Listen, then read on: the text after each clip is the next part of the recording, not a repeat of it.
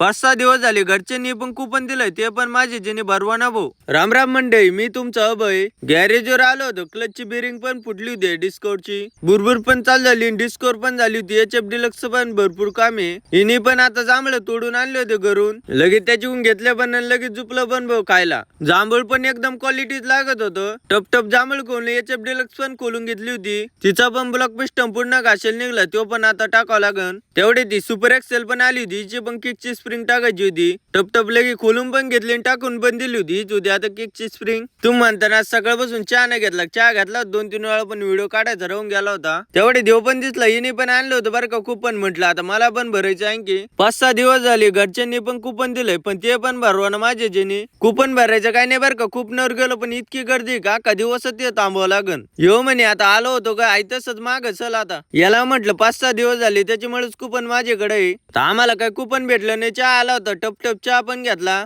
चहा तर घेतला होता, दोन्ही गाड्यांचं मटेरियल नव्हतं. आता तिसरी गाडी आली होती डिस्कवर, तिची पण सर्व्हिसिंग करायची, भरपूर काम आहे अजून पण.